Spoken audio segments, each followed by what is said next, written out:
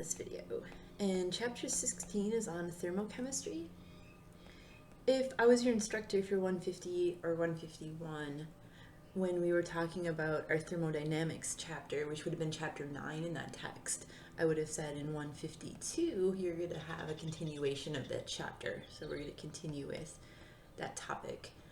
This is that continuation. So thermodynamics, I think we called it thermochemistry in 150, 151.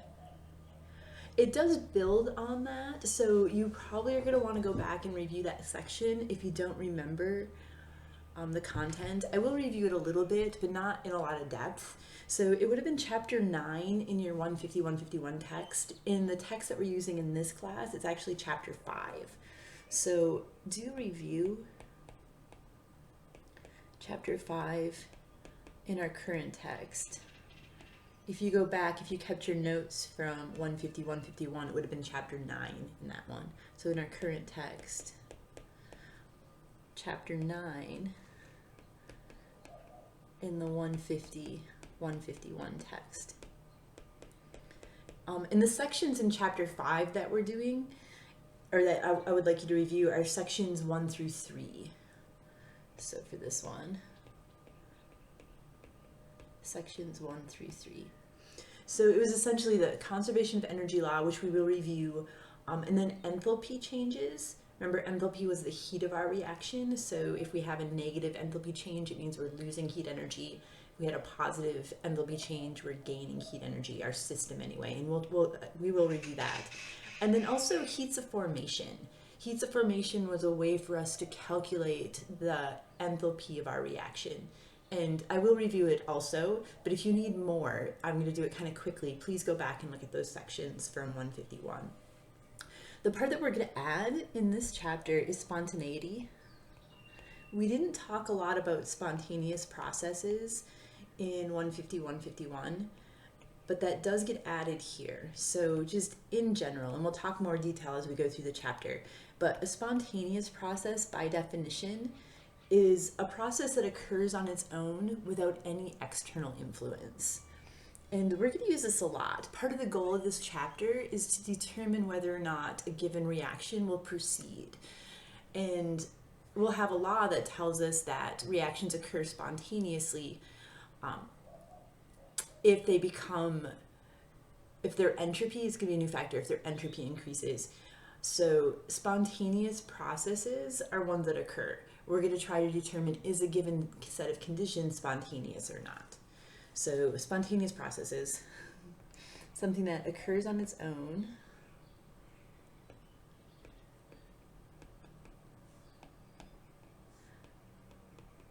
without an external influence.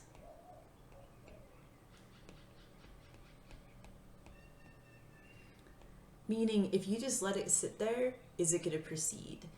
So something, this would be a physical change, but if I was to just set an ice cube on my desk here at room temperature and walk away, it's going to melt, right? It's going to go from a solid to a liquid at this temperature without me doing anything. I can just set it there and walk away.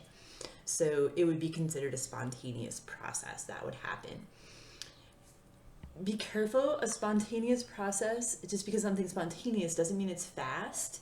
So a spontaneous process is not an indication of speed. If we want to know how quickly we go from reactants to products, then we would need to talk about the kinetics of the system, not the thermodynamics, right? Kinetics was the first chapter we had this semester where we talked about reaction rates.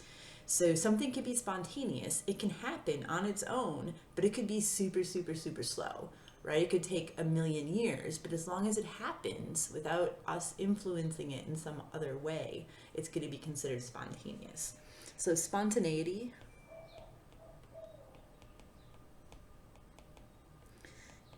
is not an indication of speed.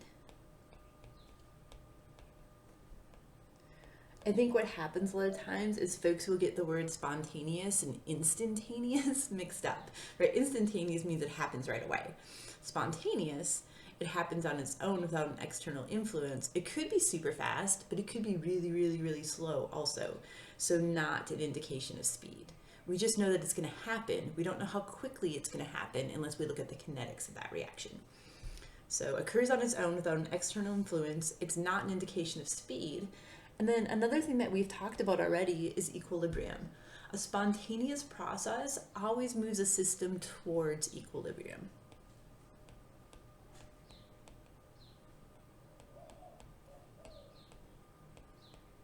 So a spontaneous process always moves a system towards equilibrium. And we talked a little bit about that when we were comparing our QC values to our KC values. Remember, K was our equilibrium constant. Q was set up like our equilibrium constant, but the concentrations that we plug into the expression didn't need to be equilibrium concentrations. They could be any old concentration. And then by comparing our QC to our KC, we could determine, is it going to go in the forward or reverse direction, right? What we were doing is we were saying, which way do I have to go to get towards equilibrium? It will go in the direction that we need to, right, to obtain equilibrium. So we wanted to get QC equal to KC, right? That was our goal. So a spontaneous process always moves a system towards equilibrium. It's no indication of speed, right? It tells us nothing about the rate of our reaction. It only tells us, will it occur on its own or not? The two main factors that contribute to spontaneity, so two factors.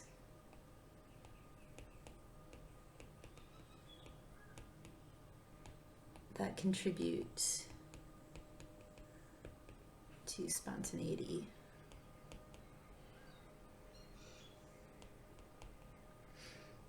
Are going to be enthalpy, so H.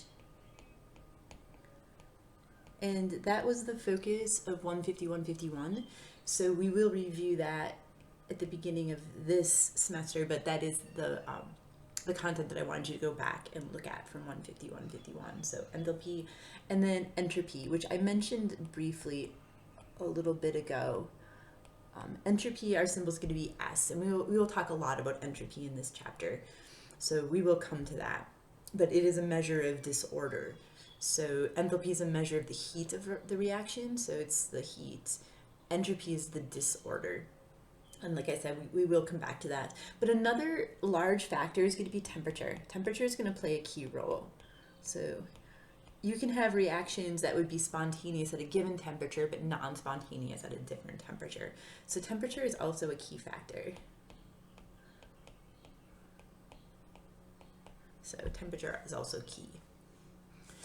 So I want to talk about the law of energy conservation first, just kind of as we review from last semester. So we are going to have 3 laws of thermodynamics in this chapter. The first law of thermodynamics is our energy conservation law. So first law of thermodynamics.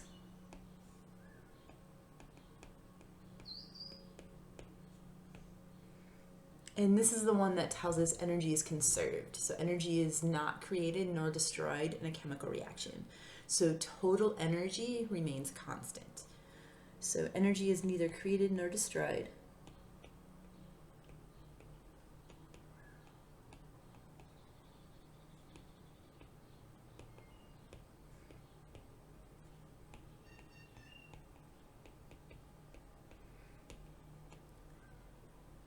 In a chemical reaction.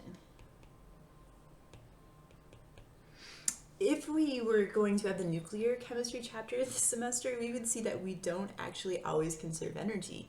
What we do in the nuclear chapter is we actually conserve energy and mass together. Remember, we did have a mass conservation law.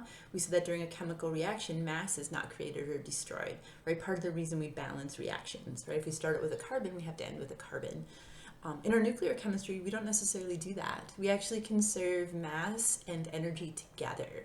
So you can lose mass, but then that mass is converted to energy. It's actually pretty cool. But we're going to stick with chemical reactions for now. So energy, we're not going to create it, we're not going to destroy it when a chemical reaction occurs. So what that means for us is that total energy remains constant. And the law actually says that total energy in the universe remains constant. We can actually add it that way. So total energy in the universe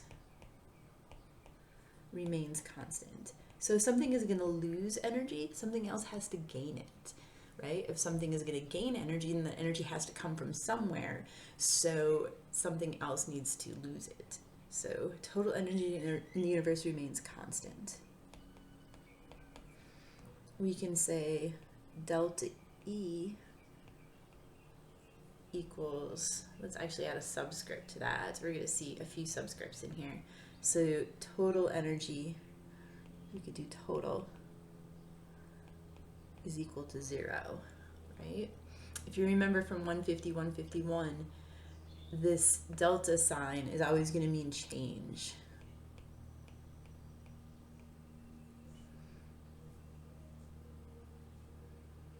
Our change is always going to be our final minus our initial. Notice that I did put total on here.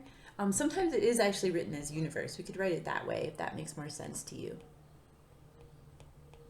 Meaning there's no change in total energy, right? Total energy remains constant.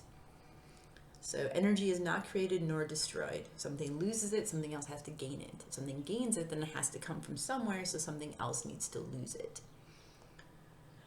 I do want to differentiate between our system and the surroundings because I'm going to use those terms. So system plus surroundings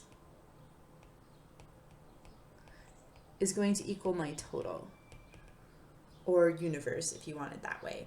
But the system is literally that. It's going to be the chemical system that we're focused on.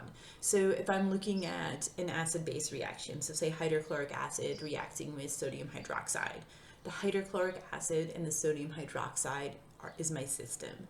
Now, those things are probably in an aqueous solution because they usually are. That water is actually my surroundings. It's not taking part in my chemical reaction, so it's considered surroundings. The beaker that it's occurring in, that's my surroundings. My hand that's touching that beaker, that's also my surroundings. So the chemical system is literally that. It's what we're focusing on. Everything else, including the solvent, is my surroundings.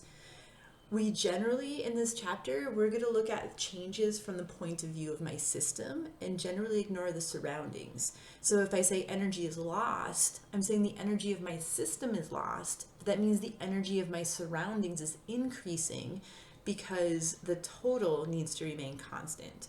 So if the system goes down, the surroundings have to go up, and vice versa when we're talking about energy. So this is the chemical system. This is everything else.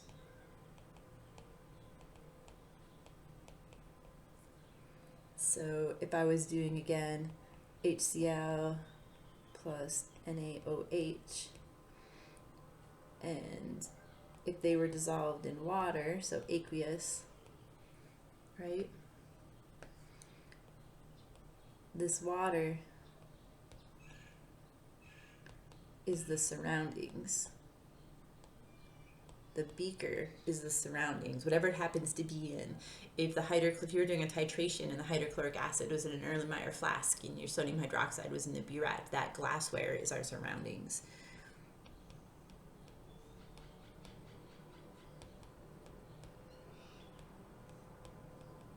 Right? The only thing that's my system is this. So again, be careful. We talk about energy changes. We do this all the time. We say energy is increasing, energy is decreasing, but we're only talking about the energy of our system. Total energy is constant. So for every decrease, there's a corresponding and equal increase, and vice versa. So we look at it. We generally look at delta E, right, changes in energy from the point of view of our system.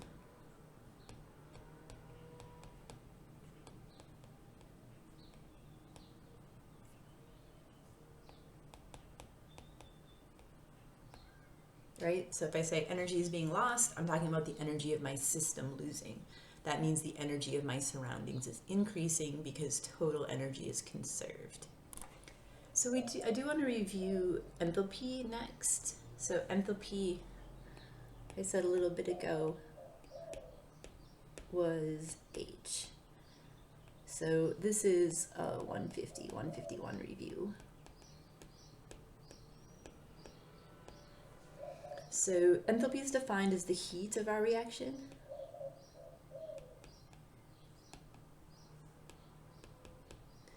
And what we generally consider is our enthalpy change. So we generally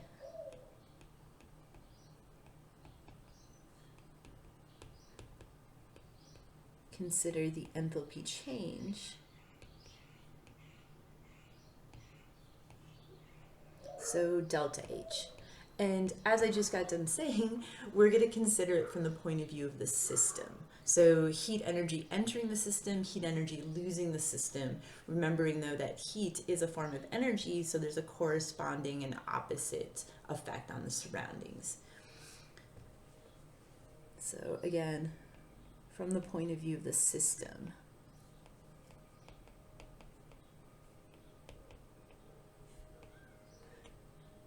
Part of the reason I make such a big deal about this is I actually found it confusing when I was learning it. So we'll review this in a second, but exothermic means it's losing heat energy. So our system is actually getting colder. But if you're in lab and you're holding on to a system that's exothermic, what you feel is an increase in heat. So it feels like it's getting hotter, but it's actually not, it's getting colder. And the reason for that is you're not feeling the system, you're feeling the surroundings. So when the system loses heat, which is what happens when it's exothermic, the surroundings gain heat, and that's what you're interacting with, is the surroundings.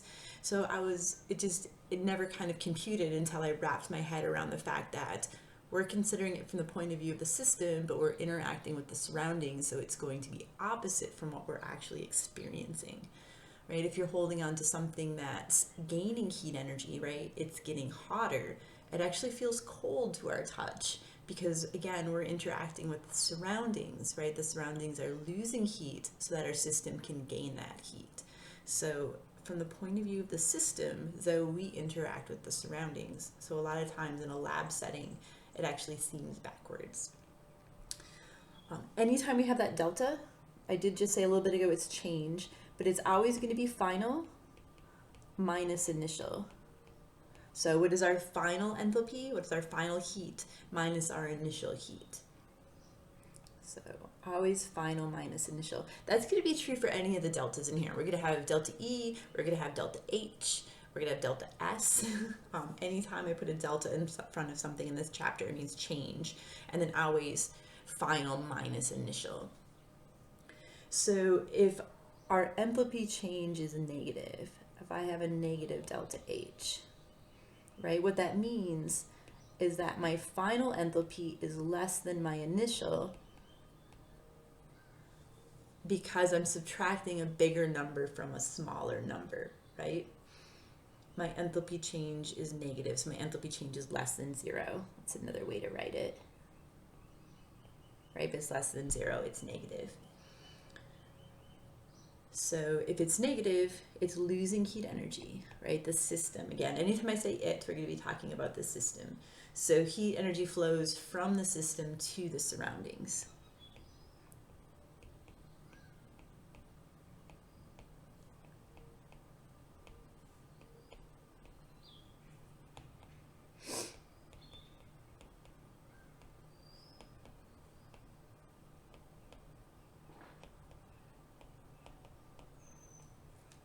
Right? Means our system loses heat energy. So heat energy leaves the system.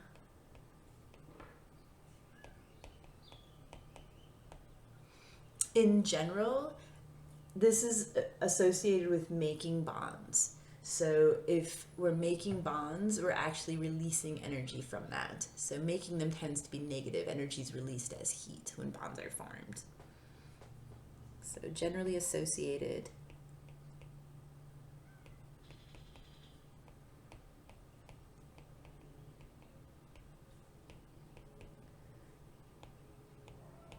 with making chemical bonds. One of the ways that you had in 151 for calculating enthalpy changes was using bond dissociation energy. And if the bonds that we were making, the energy with that was greater than the energy from the bonds that we were breaking, then it turned out to be a negative value. So generally associated with making chemical bonds. And we can actually add intermolecular forces to that too, or intermolecular forces. Remember, intermolecular forces were those connections between particles in a liquid, and then it could be in a solid, depending on what type of solid we have. But if I have liquid water, right, I have London dispersion forces. Water's polar, so I have dipole-dipole forces, and then it can form hydrogen bonds. So I have all three of those types of intermolecular forces holding one water molecule to a neighboring water molecule. So those would also count. If I was to form intermolecular forces, it's generally associated with a negative enthalpy change. So generally associated with making chemical bonds or intermolecular forces. That actually really doesn't need to even be in parentheses because it is important. And these are the ones that we would have said were exothermic.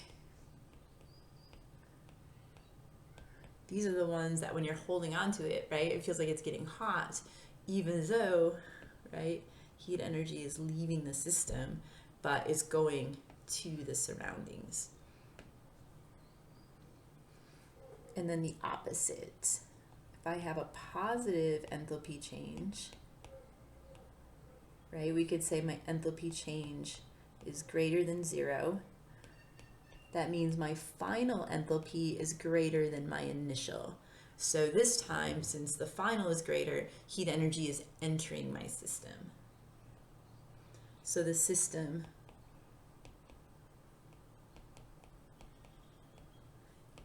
gains heat energy from the surroundings. So if you're holding on to a beaker that has an endothermic, this is going to be endothermic, an endothermic reaction, it's going to feel like it's getting colder because that heat energy is leaving the surroundings and going to my system.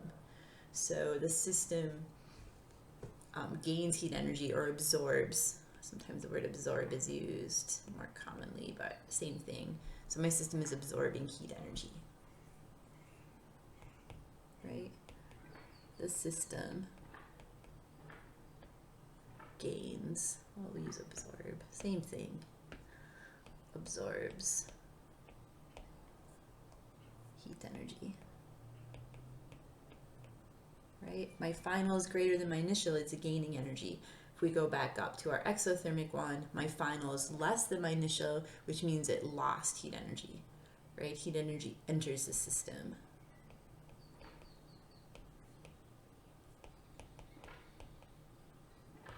And then this one's generally associated with breaking bonds or intermolecular forces. It actually takes energy to break a bond. It's kind of how I remember it. If you were to break something, you have to put effort into it. So that effort is the energy. So generally associated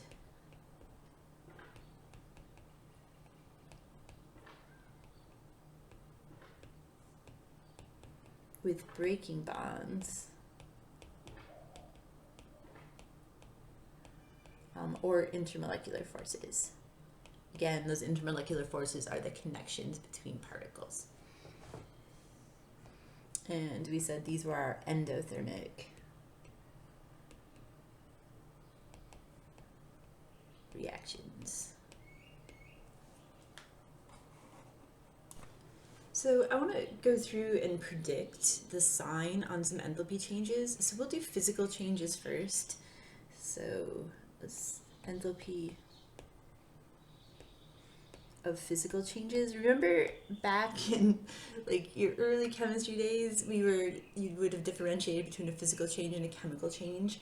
And we said that chemical changes are changes where you create something new.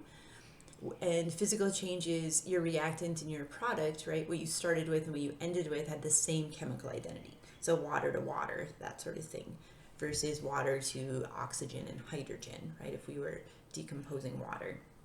So physical changes we're starting out and ending with the same substance. And I'm honestly just going to look at states of matter, but do remember states of matter are not the only type of physical change.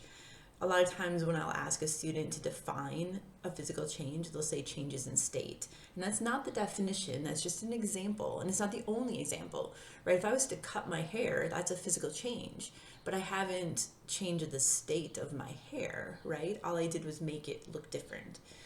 If I was to take a piece of paper and crumple it up into a little piece, or tear it into tiny little pieces, it's still solid paper. I haven't changed the state, but it's still a physical change. So be careful. I am going to only look at states of matter, but just remember states of matter are not the only type of physical changes. So enthalpy changes, I kind of forgot some word in there as I was babbling. Enthalpy changes for physical changes.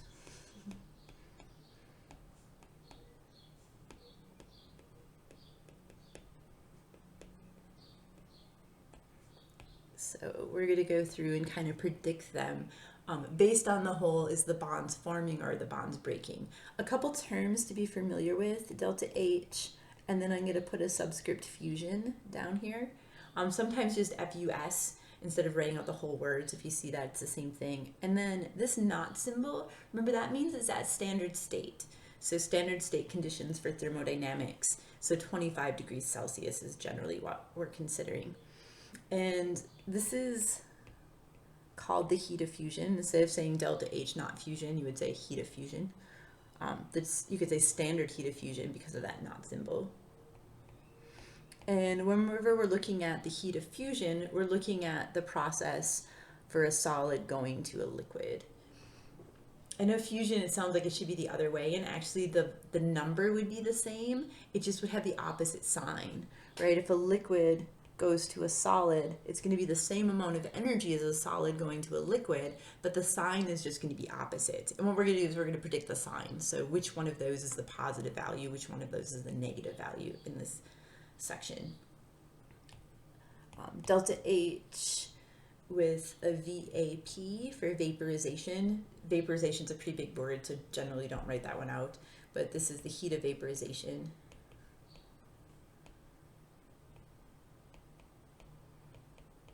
So this is our process, liquid to a gas.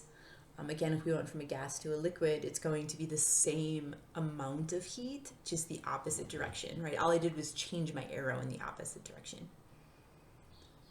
And then we could do delta H of sublimation, so heat of sublimation.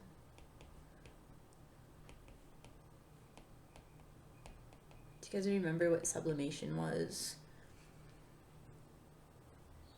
Yeah, a sublimation is when you go from a solid to a gas without going through the liquid state. Not everything can do that, but some can.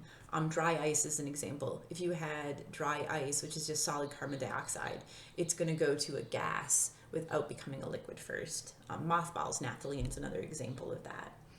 And your delta H, even though you're not going through the liquid state, your heat of sublimation is actually equal to your heat of fusion plus your heat of vaporization. So you could add the two together to get that. So some signs, some predictions for us. So melting, right? We're going from a liquid to a gas. Boiling, we're going from, actually we could do, sometimes it's called vaporization or evaporation. Those are all the same. So we're going from a, oh, I wrote that last one wrong. I just like, that's the same thing. Melting, sorry guys, we're going from a solid to a liquid. This one, we're going from a liquid to a gas. Got ahead of myself. Everyone knows what melting means. And then sublimation, we just mentioned that.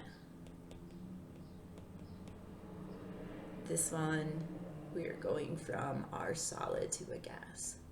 So in all of these, what we're doing is we're breaking intermolecular forces, right? If I had a solid piece of water, I have lots of connections between water molecules, right? We mentioned them earlier. We have London dispersion forces because it has electrons and they're moving. We have dipole-dipole forces because water is polar. And then we also have hydrogen bonds because I do have an oxygen bonded to a hydrogen with lone pairs on that oxygen, so it can form hydrogen bonds. So lots of connections between particles. Remember, when we go from a solid to a liquid, we're breaking some of those connections. So melting involves breaking intermolecular forces. Going from, boiling, going from the liquid to the gas, we're breaking even more of those connections. If we remember your gas chapter from 151, gases are defined by the fact that they have no intermolecular forces, right? Each particle acts independently of the neighboring particle. So now I've broken even more connections. And then going from a solid to a gas, I'm breaking all of those connections. So in this direction, right, we're breaking intermolecular forces. Because we're breaking bonds, right, these are going to require heat energy.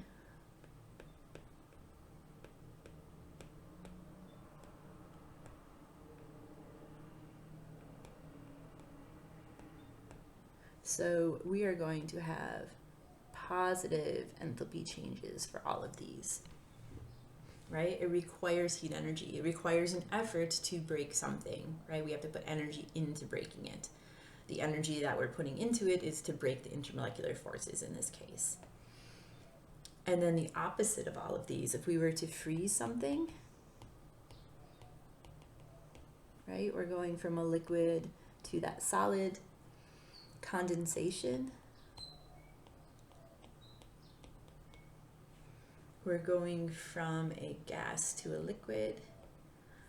And then we can go all the way from a gas to a solid. This one is usually harder to remember. Do you guys remember what this one is? Yeah, it was deposition. Deposition. So without going through that liquid state. And then all of these involve forming intermolecular forces, right?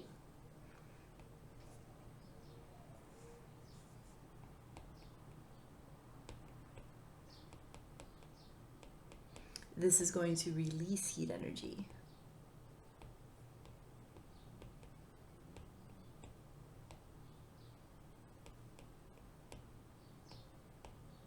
Right? Bonds are stabilizing. Remember, if something is more stable, it's lower in energy. So since bonds are stabilizing, it's lower in energy. So we're releasing heat energy is how I remember this one. Because we're releasing heat energy, my final is less than my initial. So we have negative enthalpy changes for these. So if we went back up to this, right, my heat of fusion for going from a solid to a liquid would be positive. My heat of fusion for going from a liquid to a solid would be a negative value, right?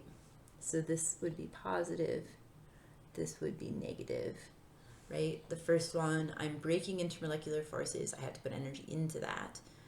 The second one, I'm forming something that's more stable, so it's lower in energy, we're going to release that energy. So breaking intermolecular forces, positive changes. Forming these intermolecular forces, negative changes. Some chemical changes.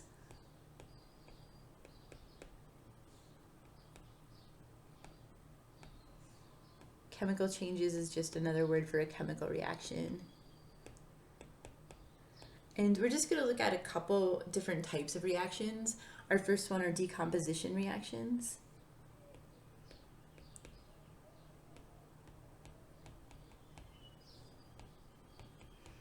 And if we remember, a decomposition reaction is where you're taking one substance and you are breaking it into more than one. So you have a single reactant producing more than one product is how we would have defined it in 130. So because this involves breaking intermolecular, or not intermolecular, sorry, this time we're breaking actual chemical bonds, right? Breaking chemical bonds, I'm going to have a positive change. So decomposition reactions, these are going to have positive enthalpy changes, right? We're breaking. We have to put effort into that. Bonds. A combination reaction was just the opposite of that.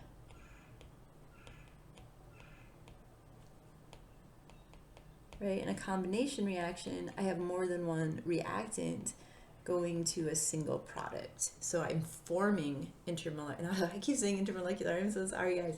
I am forming chemical bonds. I get stuck in a rut. Negative, right? We're forming bonds that's stabilizing. As something stable, it's lower in energy. So forming bonds.